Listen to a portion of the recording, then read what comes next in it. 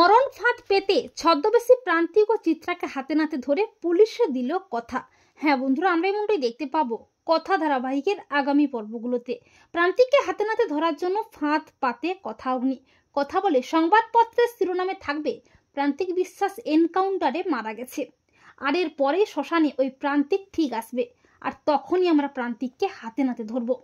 এরপর প্রান্তিক বৃদ্ধ ছদ্মবেশে ঘুরে বেড়াতে থাকে, আর কথার প্ল্যান মতো প্রত্যয়ের পুলিশ টিম প্রেস মিডিয়াকে জানিয়ে দেয় যে জয়দেব বিশ্বাসের ছেলে প্রান্তিক বিশ্বাস মারা গেছে এনকাউন্টারে।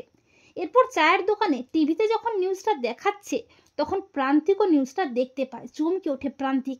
প্রান্তিক বলে, আমি তো দিব্যি বেঁচে আছি, ঘুরে বেড়াচ্ছি, তাহলে নিউজে কেন দেখাচ্ছে আমি মারা গেছি?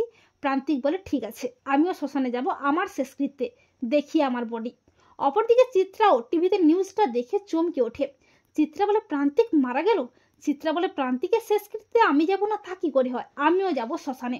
অপরদিকে কথা অগ্নিও সবাই মিলে শ্মশানে ফাঁদ পাতে, আর চিত্রা ও প্রান্তিকও কথার পাতা ফাঁদে পা দিয়ে শ্মশানে যায়। আর হঠাৎই চিত্রাকে দেখে চমকে যায় কথা। কথা বুঝতে পারে প্রান্তিকের মৃত্যুর খবরটা শুনেই মেজমা শ্মশানে এসেছে।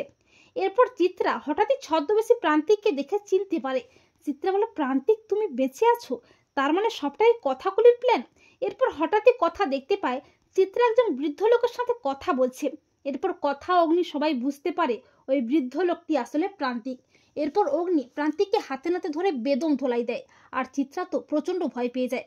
অগ্নি বলে, ছি মেজমা ছি, তুমি ওই প্রান্তিকের সাথে হাত মিলিয়েছো, তোমার জন্য আমি কথাকে ভুল বুঝেছিলাম, কিন্তু তোমার আসল চেহারাটা আমার সামনে চলে এলো মেজমা।